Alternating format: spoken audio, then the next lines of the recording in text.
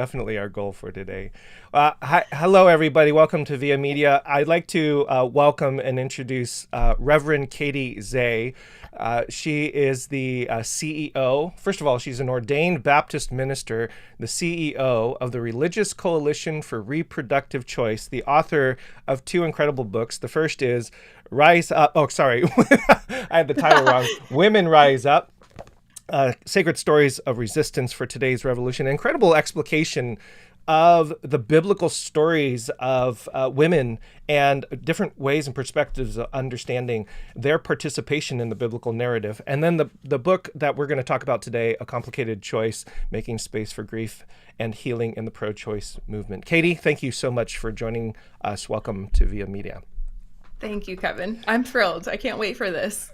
All right, so let's start at the very beginning. How can a ordained Baptist minister be the CEO of the Religious Coalition for Reproductive Choice? Give me that story. What is that all about? I am not the first Baptist minister to be CEO of this organization. I just realized as you were talking.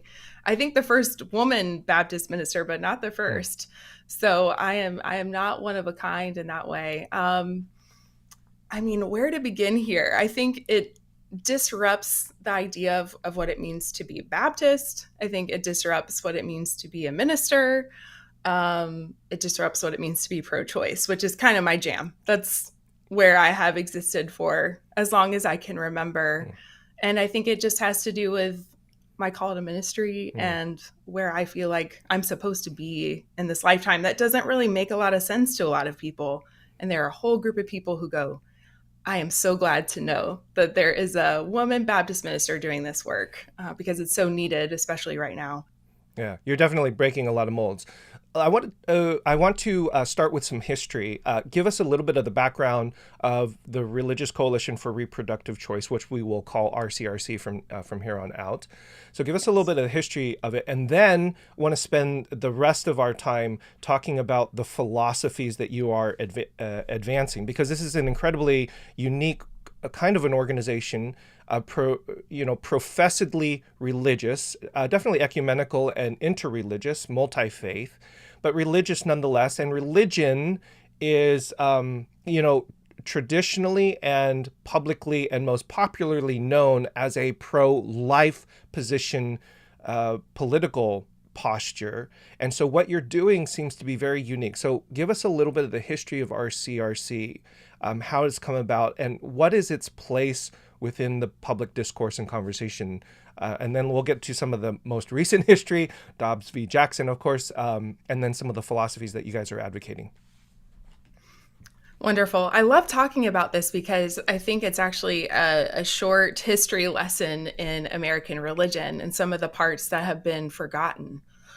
If we go back to 1967, this is pre Roe versus Wade, there were clergy starting in New York City who came together because they realized that women in their communities were dying from unsafe abortions. And they felt it was their obligation as faith leaders to make sure that their communities were cared for. And so, starting in New York City, there was something called the Clergy Consultation Service on Abortion.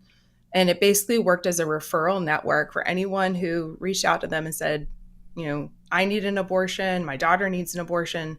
They would help connect to reputable providers, either within that area or sometimes outside of the country, connecting people to where they were going to get safe care with dignity.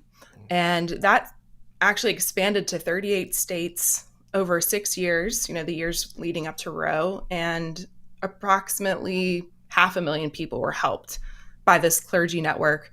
The time it was predominantly white Protestant men and Jewish rabbis, with some Unitarian Universalist ministers and some lay people. Catholic nuns were part of it as well. But I think it's important to talk just demographically who was part of this because many of them operated with a lot of privilege. So, but all that being said, this network was instrumental, not only making sure people got access to care, but also advocating publicly for the legalization of abortion at the state and national level. And after Roe versus Wade was now the law of the land, communities decided that they needed to make sure that those laws were codified at the state level. And so some of the denominations and faith groups came together to form what was then the Religious Coalition for Abortion Rights in 1973. And then in 1994, we changed our name to the Religious Coalition for Reproductive Choice to reflect an expanded mission that was more than just abortion care, but all of the things that people need to thrive in their reproductive lives and in their lives in general. So that is who we are. This is our 50th anniversary this year. 50 years. That's incredible. Yeah. Okay, so let's ask, first of all, I think highlighting that history seems to be missing from our current discourse. And amazingly, as most of us would probably not be surprised, we forget that history so quickly. I'm kind of curious how much of that history is part of the work that you do, and how important do you think it is to keep telling that history, given that, at least in modern day public discourse, hardly anybody thinks or remembers or can even consider a Baptist or religious position being such advocates for a abortion care or reproductive choice or all that kind of stuff. I always like to explain to people in part kind of how we got here and how that erasure happened and how the dominant narrative became what it is. And I'm not a scholar on this. There are amazing people like Catherine Stewart who have, studied and researched the rise of white Christian nationalism, but that's absolutely why we have the narrative that we do now, which is, to be a Christian means that you are pro-life, no questions asked. That has definitely not always been true. It's always been an issue, just like any other issue where there's a spectrum of opinion and theological belief. Going back to 1973, the Southern Baptist Convention actually affirmed the Roe versus Wade decision. They were pro-choice. Reverend Billy Graham was pro-choice. There was an active campaign, political campaign, to convince folks like Reverend Billy Graham to become pro-life for political gain. And I think that that's the part that folks have to understand, no matter what your personal beliefs are about this, that it was always a politically motivated movement to get votes, to get power. And they've done a great job of it. I mean, we see white Christian nationalism doing quite well in terms of their platform and how they've managed to amass power. And we see that it goes well beyond just abortion rights specifically and impacts all kinds of communities. All of us are impacted by their political agenda that they've been working toward for 50 years to get us where we are now. Yeah. I know this question might be a little bit redundant, but I feel like it's incredibly important to highlight. The reason why the religious sector was advocating for a pro-choice ethic was because, and you fill in the blank. I feel like this is really critical. You mentioned it at the beginning, but this, I feel like, needs to be highlighted because there's a fundamental religious ethic that's underlying why so many religious folks, dedicated Christians, were part of this movement. Because it was integral to their care of their communities. I mean, these religious folks saw the impact that illegal abortion was having, not just on people in general, but poor folks, Black folks, people who were already marginalized and unable to get access to care. They were the ones being impacted by the fact that abortion was illegal. And so for them, it was very much part of their conviction that they care for the people in their communities. And that meant making sure that they had access to quality healthcare, including reproductive healthcare and abortion access specifically. For them, there was no question about that, even as they left room for nuanced conversations around, the value of fetal life and things like that, right? But it was a crisis. It was an emergency, very much like the one that we're in now. And for these dedicated people of faith, there was no question but to take action at the time. Yeah. Okay, so let's get into some of those. Thank you for that. I think that's really, really important to highlight. You start in your preface on page 21, XXI. I am no longer interested in circular conversations regarding the moral absolutes of abortion. What I am fully invested in is working to dismantle abortion stigma within myself, in the church, and in the world, so that we can start showing up fully and lovingly for the people in our communities who have abortions. What is abortion stigma? To put it very briefly, it's the ick factor that most of us have when we hear the word abortion. When we think about abortion, there is almost an ingrained response of like, ugh, like a punch to the gut. Ooh, I don't really want to talk about that. And what it is this manufactured idea by white Christian nationalism that abortion is wrong, bad, something to be avoided at all costs. And I would say no matter what your political beliefs are, if you grew up with a religious tradition or not, if that religious tradition was pro-choice or not, we all have it. It is ingrained in this culture, just like sexism and racism and heterosexism and classism. I mean, and honestly, a lot of those things are at play with abortion specifically. Yeah. And so it functions very much to, to keep us quiet about this issue, to have snap judgments about people who have abortions, maybe to not be super involved in making sure that people get access to abortion care. It functions to silence and to stigmatize, especially people who need access to abortion care or who have had access to abortion care in the past. Yeah. So this gets into the really difficult philosophical and emotional postures that people have regarding this, because a position of pro-choice I don't even know what words to even use to describe, because all of this seems just so much like a powder keg. On the extreme it's so much like this celebration and this great thing that you're doing and, personal empowerment. And then on the pro-life side, it's murder and it's, there's no compromise. Life starts here. And what you've done in that explanation is talk about a much more complicated kind of pervasive view of this issue that is that involves messaging, beliefs, postures, etc. And so part of what the work that you've done here is to say you want to make space for grief and healing in the pro-choice movement and try to tackle and take care of abortion stigma. I mean, how do you do that in the midst of the vitriolic kind of polarized absolute arguments that are happening? What's your strategy? For me, it was talking to people. I mean, it was talking to people who had experienced abortions in their lives. I'm not someone who has needed an abortion to this point. So I don't speak from a personal abortion story perspective. However, I have spent much of my life, journeying alongside people either during their abortions in the moment or talking with them afterward. And so that's really been integral to my ministry and honestly keeps me very grounded and centered in this, because abortion is never abstract.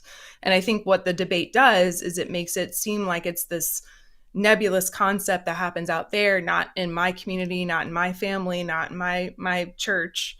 And it's much easier to become very judgmental of others when you feel like it's not something that has directly impacted you in any sort of way, or you don't know anybody. So the quickest way for me to address judgment is to start talking with people or reading stories of people who have experienced abortions. And that's really what this book is about, is showcasing, highlighting very individual stories that often point to systemic issues that contribute to a very anti-life society that we live in. And we can get more into what that means, but, pro-choice is not even a great frame. I mean, it's a common frame that people use, but sometimes people really don't have choices. I mean, we want people to be able to make decisions, and that means having access to different decisions that they could make. And for many of the people I interviewed, they really didn't feel like there was a good choice to make. They had to make the best choice out of options, none of which were good for them,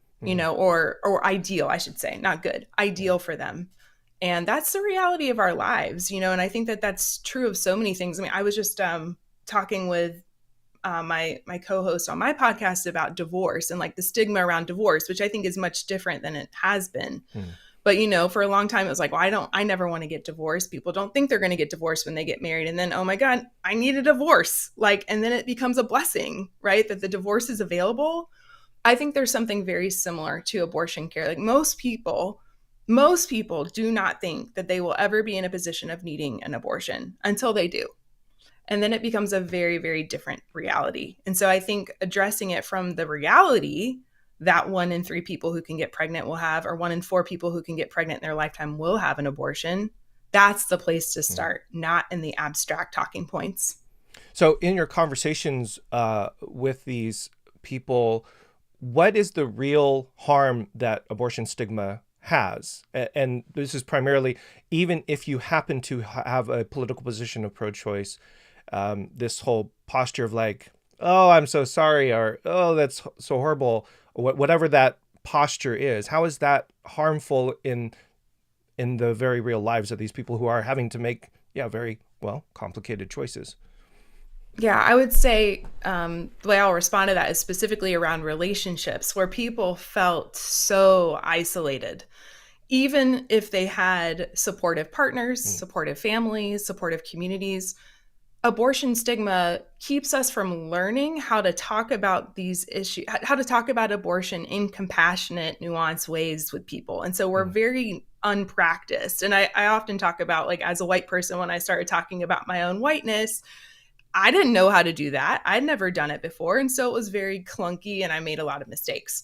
However, like the more I practice, the more comfortable I become, the better I am at talking mm, about it. And I think the same is true when it comes to abortion, that we don't really know, many of us do not have the language to support someone through that experience. We don't know what to say, mm, we don't know what support to offer. And so a lot of everybody I talked to, no matter their situation, felt isolated in the experience, before the experience, in the experience, and afterward. mm. And many of them still do, which I think is why a lot of them wanted to share their stories. And in the most extreme cases, people's families don't know that they had this, and I had to change their names because they didn't want their family members to find out. So I think at that real, like, intimate level, it's that people feel like they are the only ones going through this, even though this is such a common thing for so many people. They feel like they are completely alone. Yeah. That level of stigma and ignorance and all sorts of other layers of complication make the very real life of a complicated, difficult, challenging choice even more difficult and challenging with that isolation, because it is only through community and connection with other people that we can actually begin to make healthier and better choices for us. I want to go back to what you mentioned about the racism and classism and sexism. That's really key here. On page 16, because intersectionality is a big theme of this work that you do. Page 16, nowhere within their anti-abortion framework is a recognition, their framework meaning the pro-life framework, nowhere in their anti-abortion framework is a recognition of the hundreds of years of reproductive oppression of Black women through slavery, forced sterilization, mass incarceration, and other forms of reproductive control sanctioned and practiced by the state. Can you share a little bit more about how that intersects with the modern conversation of, whether or not we should legalize abortion, et cetera? Right. I mean, this was something that I really had to learn and study as a white person doing this work, which is, what does institutionalized racism do to Black folks, non-white bodies in this country, and what does that look like? And I'll lift up a very specific book because it does such a good job of looking at the history of this, which is Killing the Black Body by Dorothy Roberts. It's a classic text that really starts from the times of slavery, where Black bodies have been treated as commodities, including their ability to reproduce. And when those bodies were no longer a commodity, then there was a repression of their ability to make reproductive decisions. And I'll give a small example. She talks a lot about how in drug sentencing, for example, oftentimes if a Black woman was charged with a drug crime, she would be required to get a long-term acting contraceptive as part of her sentencing. And that's reproductive oppression. And we could also talk about the history of forced sterilization. They call it the Mississippi appendectomy, where Black women were just they just had their tubes tied without, or hysterectomies without their consent. I think Fannie Lou Hamer was one who talked about that. So there's this whole history of not just the ability to terminate a pregnancy, but the ability to determine if, when, and how many children to have and how to care for them. which is a foundation to the reproductive justice movement founded by Black women and Indigenous women in this country, who were speaking to the pro-choice movement and saying, look, white women, you're not addressing all of our concerns. You know, it's not just enough to advocate for legal abortion. We have to make sure that we also can have healthy births and parent the way that we choose to. I mean, that's still a huge issue in this country. Black maternal mortality is 3 times that of white women. Like, why is that? You know, we have to look at all of the systemic oppression and how it intersects so that people can thrive in their reproductive lives. So this next question, if you're willing to go there to kind of the core philosophical dilemma, I feel like that's connected to what you just said a little bit, because the core philosophical dilemma is the pro-life side is going to say life begins at conception, no ifs, ands, or buts. And if you care about life, then this is what you're going to care about. And you're going to put your stake in the ground and everything else collapses around it. How does your posture with all of this, complex nuance that is not welcome in the conversation, but you're trying to add this complex nuance to it. How does that interact with that driving point that's so persistent and prominent in the conversation? I think folks who hold that stance are probably not going to engage with me. And I think there are a lot of people who do see a more nuanced perspective, like people who have experienced miscarriage, I think have a very different understanding of this. Like, they all have different experiences of what that pregnancy means. I also love to talk about like end of life, because I think there's a lot of connection here when we talk about, folks as they're dying. We often sense that their spirit isn't in their body anymore. There's a lot of mystery around this. I feel like the mysteries around when life begins are the questions that people have asked for thousands of years. What is life? When does it begin? How does it end? Where do we go? I mean, look at any ancient culture. This is all they're talking about. And I think there is so much hubris in us as human beings to determine huge, mysterious questions that are connected to the divine in this way. And I think we have to allow ourselves like the mystery around these things and then tend to the very practical needs that people have, which is regardless of what you think. Someone who does not want to be pregnant or whose pregnancy is causing them physical harm, what are we going to do for them? How are we going to make sure that they're okay? I mean, that is who Jesus was. He tended to the real bodies and lives of the people he interacted with. And I think we just got to get a lot more practical about how we respond to, the real people that we live in community with, just as we would want our physical health and well-being cared for, right? I mean, this just feels so fundamental. I even struggle with why I have to argue this point, because it just seems so basic as a Christian. If we look at the model of who Jesus was, like, sure, he had debates, right? He had philosophical debates, but he also made sure to center the person in need of care. And I feel like that's what I'm called to do, in this lifetime, is care for people. Can I just say how much I loved your answer to my very insensitive question? Because at the very top of the conversation, I quoted you as saying, I am no longer interested in circular conversations regarding the moral absolutes of abortion. And I violated the very principle that you wrote about. And you gave such a wonderful, gracious answer to that, which I think is a good model. I'm kind of glad that we did that, because I think what you just provided is a good model for how to have a positive response rather than a very kind of contemptuous response to those conversations. So I appreciate that very, very much. That's maybe I've evolved. Maybe I can step back in a little bit after some time away. We're always evolving. I didn't mind it at all, and it didn't feel circular, in the conversation that we're having. But yeah, I mean, I recently, and this is maybe a little bit of a tangent, but not really. I'm very interested in the concept of the soul and really exploring what that means, both within the text, but also just through people's stories about this. Because if we believe the soul is immortal, like, do we really believe that the soul begins when there's conception? Like, or was the soul already with God? I see from the text that the soul is, eternal, timeless, Are we going to right? spend the next 3 hours having a metaphysical conversation and debate around the soul now, Katey? Is this what we're going to do? Because I'm all in. I'm ready. I'm ready. Okay, let's do that again because honestly, I'm fascinated. I think this is so Yeah, fascinating. yeah. Well, Um, ensoulment is part of yes. the religious conversation, and there is Yeah. significant debate amongst religious and theological scholars regarding that, and even whether or not ensoulment is the right idea. So I think you're definitely touching on things that are very relevant. So we are going to have another conversation about that eventually.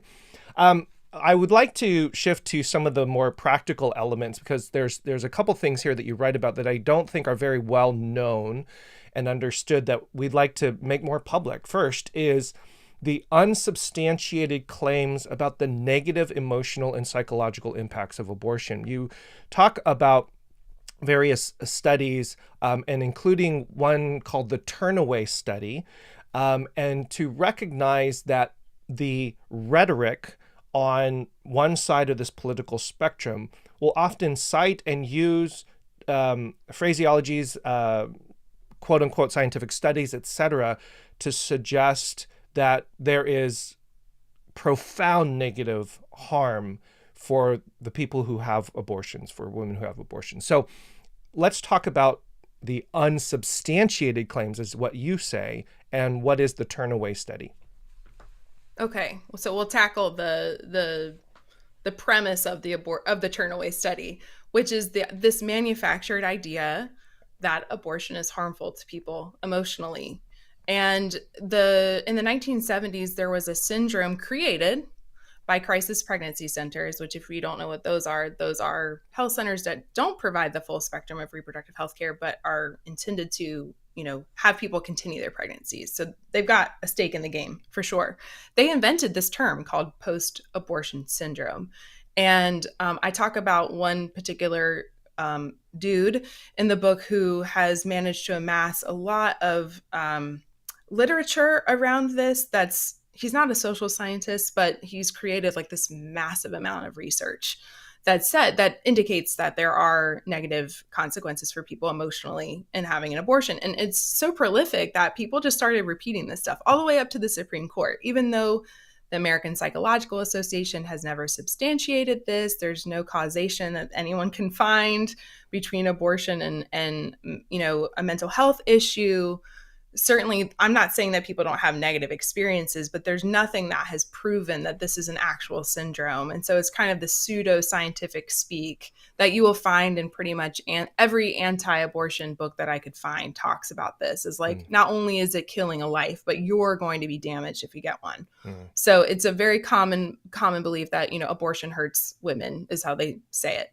And so the Turnaway Study actually followed people for 10 years, half of whom were not able to get an abortion when they wanted one, and the others who were. And they followed their emotional journeys through that time. And I think it was after about 5 years, they found that pretty much all of them, regardless of whether or not they'd had an abortion, they had integrated the experience and were pretty neutral about it.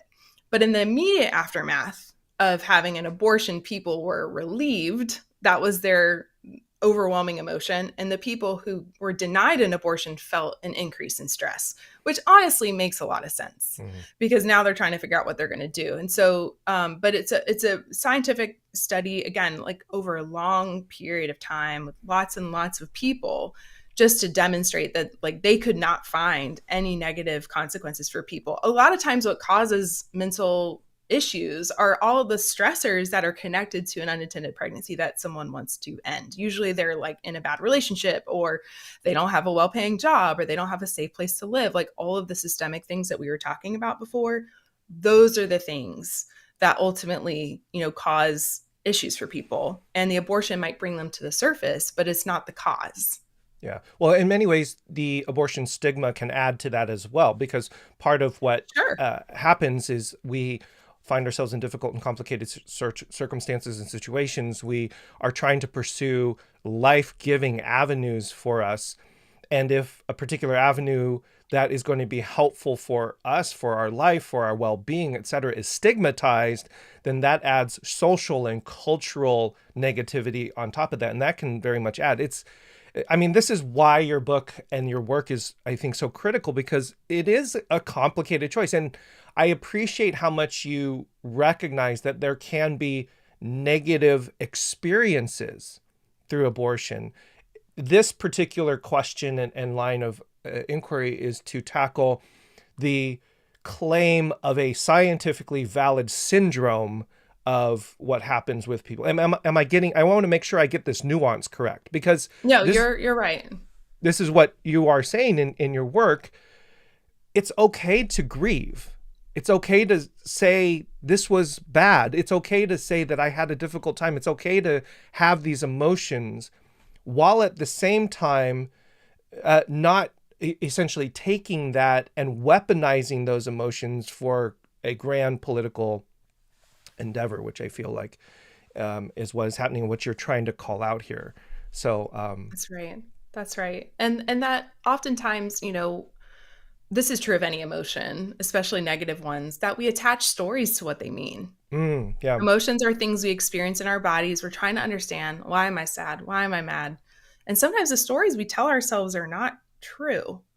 They're not necessarily facts. And I think what has happened is the pro-life movement has manufactured social stories that then even people who feel very resolved in their decision to have an abortion start to have complicated feelings.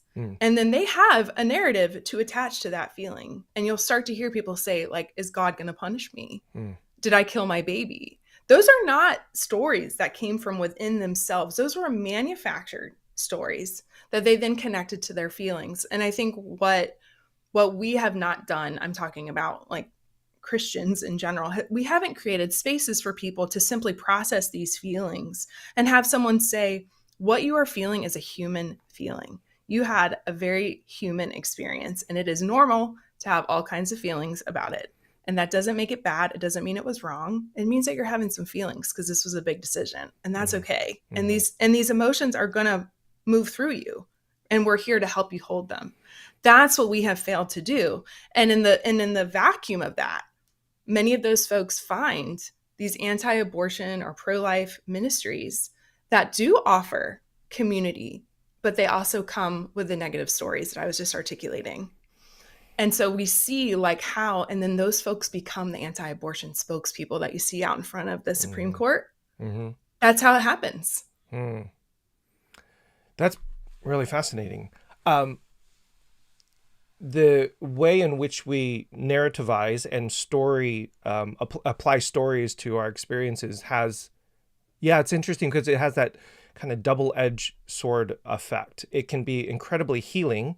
You mentioned that many of these women come away from the Turnaway study after a long-term period with an integration, like you have an understanding and you can tell a story about that experience of your life that is healing and hopeful and fully integrated into your worldview and your understanding and identity, etc.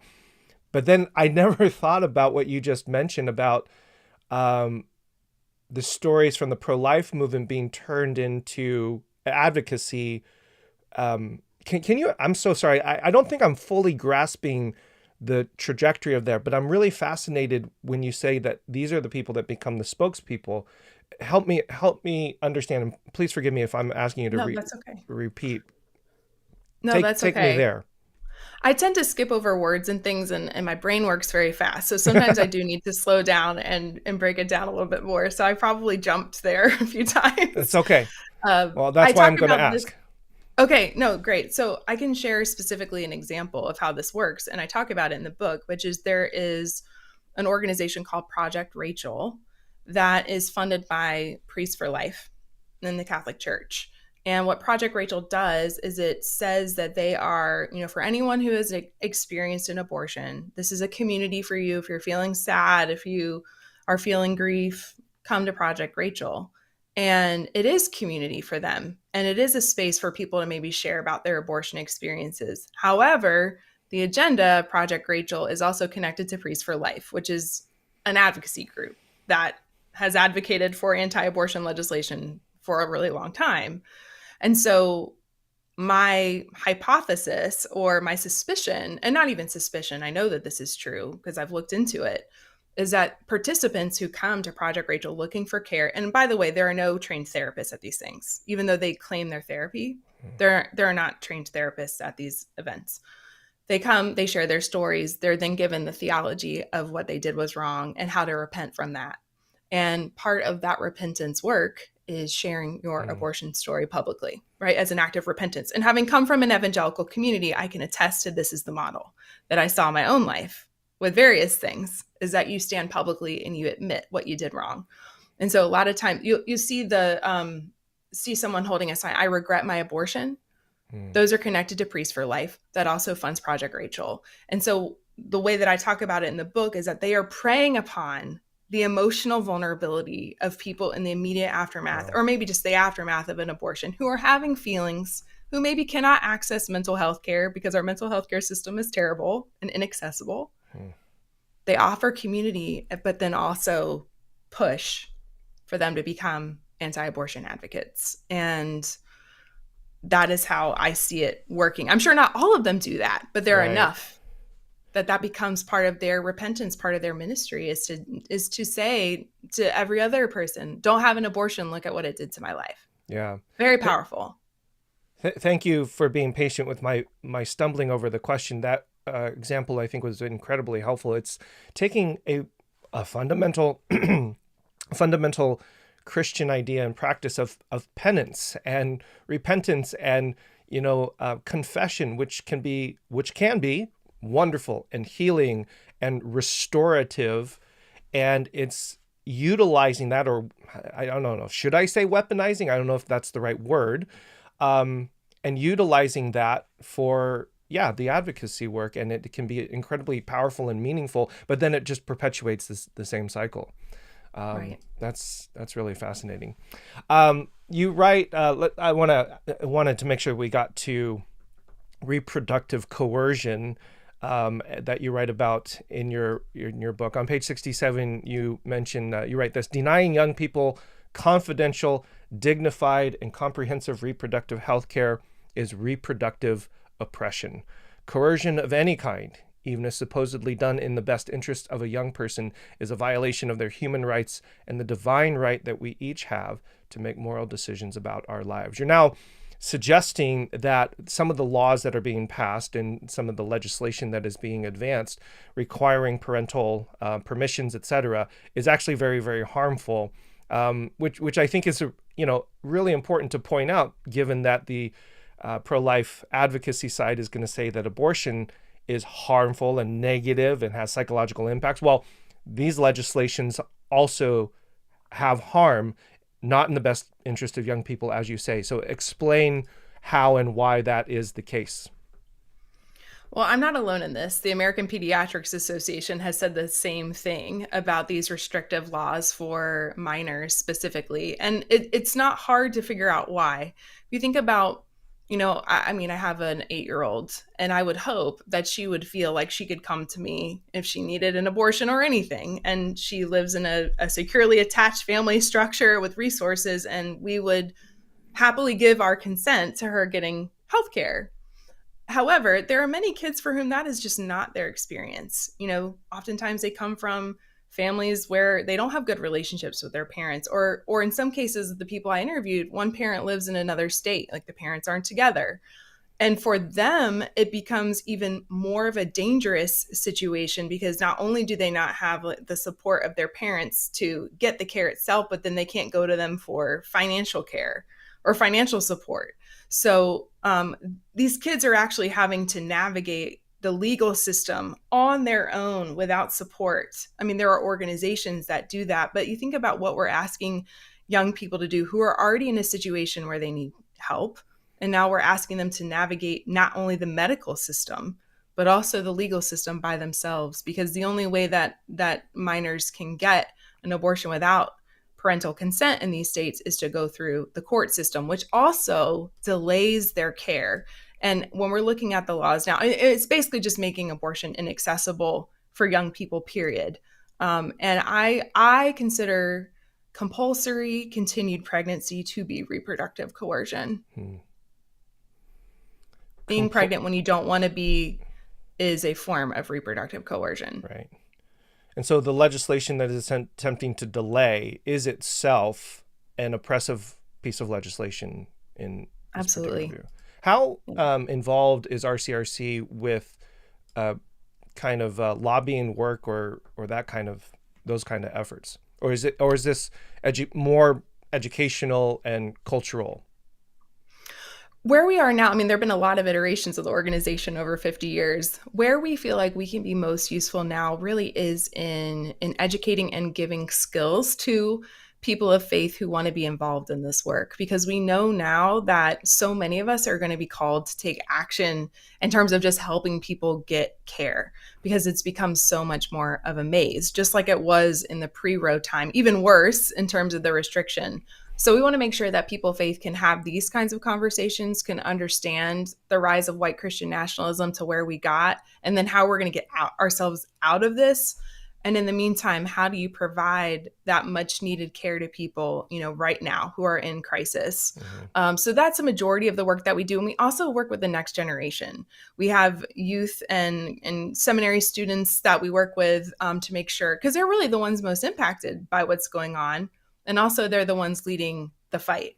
And so we want to make sure that we're investing in young people who care about this and want to talk about it from their faith perspectives too. That's actually how I got connected to RCRC when I was a younger person, was through their youth program. And so we know that, it's really important to invest in the next generations who are coming up, because they're going to be the ones carrying this fight forward, after those of us are done.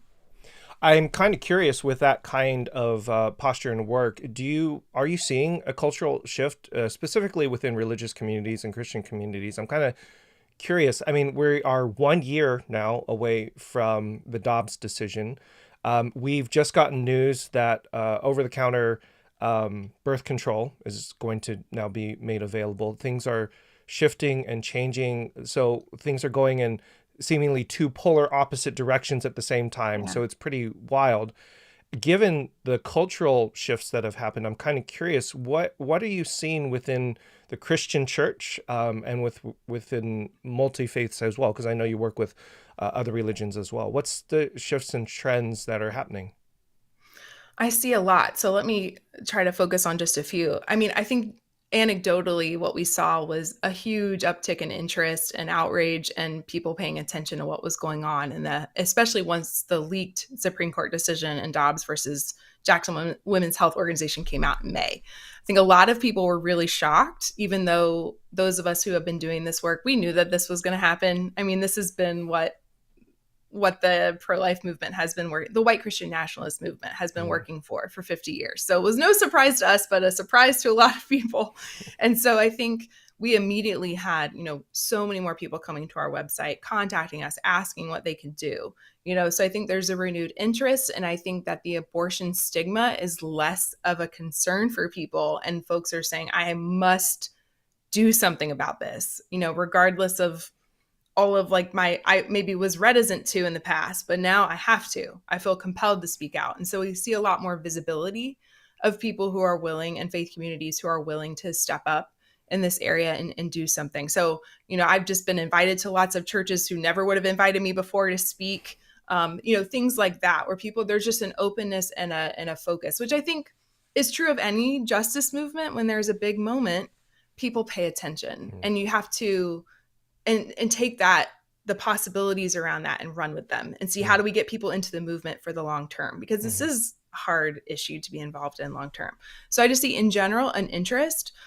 There are faith communities who are doing the work of getting people from one state to another, just that real practical support. I see people doing financial support. I see people doing and on the other side, I see, related, I see a lot of Jewish folks and others who are saying this law is against my religious freedom, because restricting abortion access for me as a Jew is against my religion. My religion compels me to get an abortion in certain circumstances. And so, this is a violation of my religious freedom. So we see religious freedom being talked about in different ways. It's been weaponized so much against minority religions. And I think minority religions are saying, wait a second, this also protects me, and Mm. you cannot pass a law that impedes upon my ability to live into my religious values. So I also see just people, using that as a way, and we'll see how successful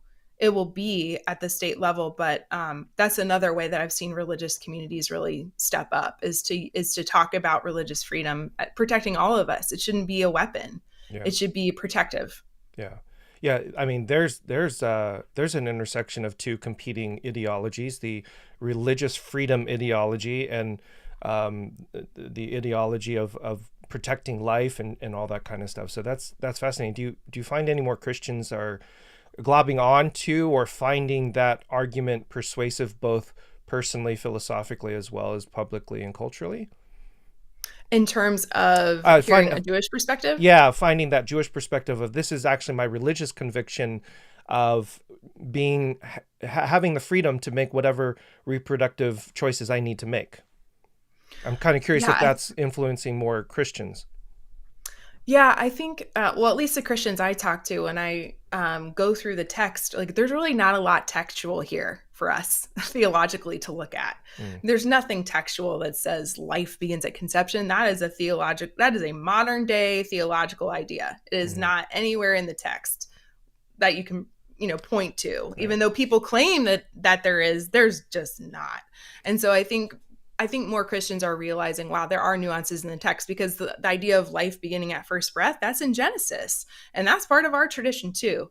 And so I think I think a lot of people just never really thought about this stuff before. Mm, I think mm, there's more of a curiosity in going, okay, like maybe I've identified as politically pro-choice. I haven't really ever been active on this. And now I'm actually having to wrestle with what I actually feel and believe about this. mhm, And so I think that there's an opening there around just exploring these concepts in a different way and saying, like, hey, you know what, you don't speak for me, Christian A over here. Like, you can have your theological belief, but it does not compel me to share it. We mm, have theological differences on everything within mm. Christianity. I mean, I used to be United Methodist, and they say this is the denomination of Rush Limbaugh and Hillary Clinton. Like, they're both United Methodists, so obviously there's a spectrum.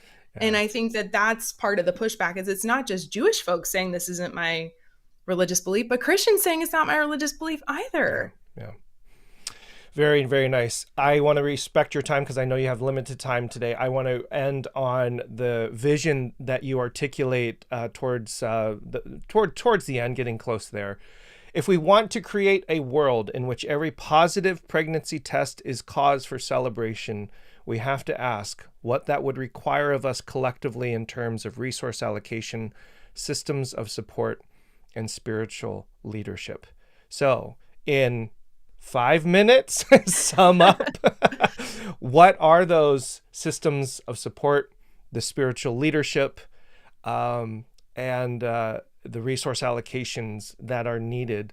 And that, I think, oh gosh, if we can just say the idea that every positive pregnancy test is a cause for celebration, I love statements like that. Things that, regardless of your political position, can we all get together on this, right?